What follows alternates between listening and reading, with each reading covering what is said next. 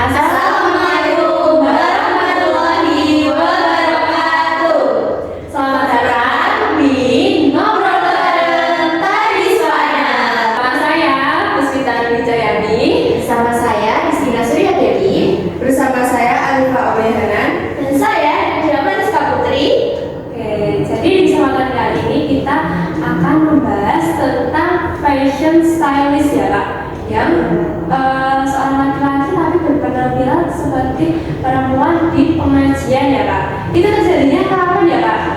Itu terjadinya di Sabtu, tanggal 20 Juli 2024. Itu di acara pengajian Ustadz Hanan tadi. Oh gitu ya Kak. Lalu apa yang dilakukan pihak kajian Kak agar kejadian tersebut tidak terulang lagi? Mungkin pihak kajian bisa melakukan penjagaan yang lebih ketat, seperti kita mengecek orang yang bercadar itu benar-benar perempuan atau bukan. Jadi kita bisa menyiapkan sebuah ruangan yang private untuk mengecek. Mungkin bisa dengan salah satu dari panitia kajian atau beberapa orang untuk mengecek. Jadi bisa lebih berhati-hati lagi agar kejadian tersebut tidak terulang lagi di pengajian-pengajian lainnya gitu.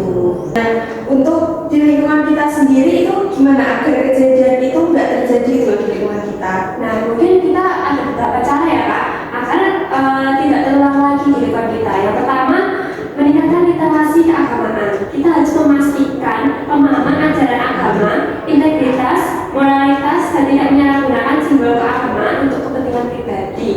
Kita harus melakukan pendekatan inklusif, harus terbuka dan ramah kepada mungkin di lingkungan kita ada yang melakukan penyimpangan. Kita harus melakukan pendekatan agar penyimpangan itu tidak semakin parah ya Kak ya.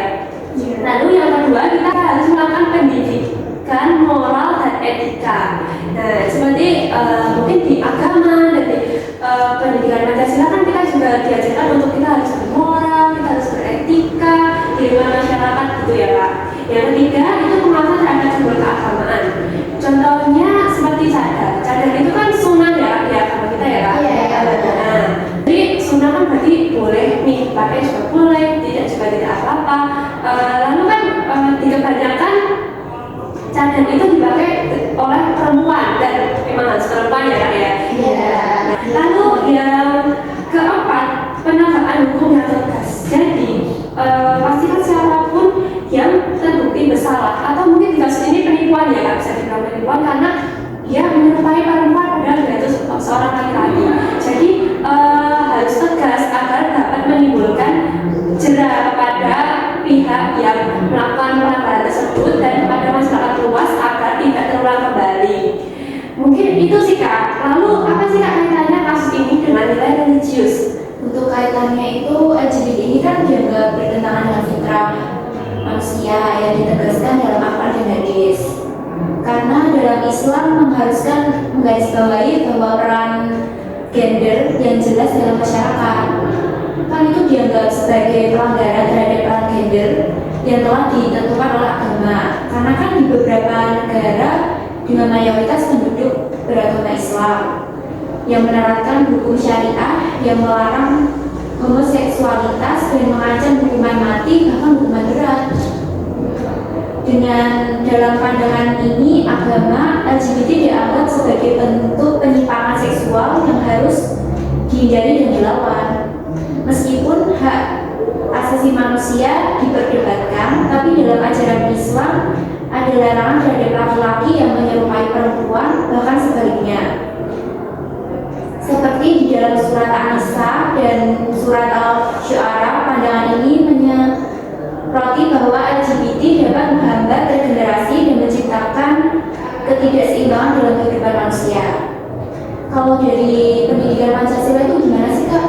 Nah, jadi kalau menurut Pancasila, kasus ini melanggar nilai-nilai Pancasila ya, khususnya sila pertama dan sila kedua. Sila pertama tadi seperti yang sudah disebutkan di nilai religius, itu ada kaitannya karena sila pertama kan bunyinya Tuhan Yang Maha Esa. Dan itu tuh dianggap melanggar fitrah sebagai seorang laki-laki.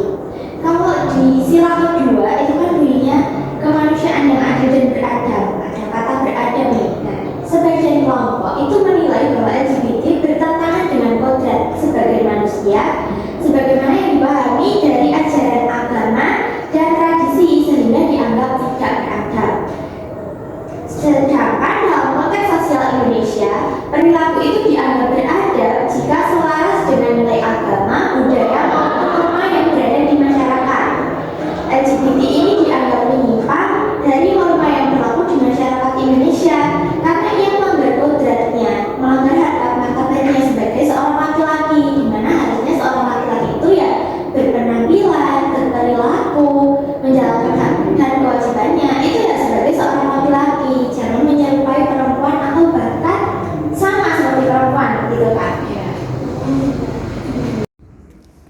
Jadi, kesimpulan yang dapat kita ambil untuk mengantisipasi hal tersebut yaitu dari segi pendidikan Pancasila diperlukan penanaman karakter yang kuat bisa dimulai sejak dini dan pendidikan formal.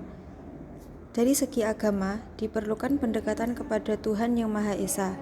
Selain itu, mematuhi perintah dan menjauhi larangannya.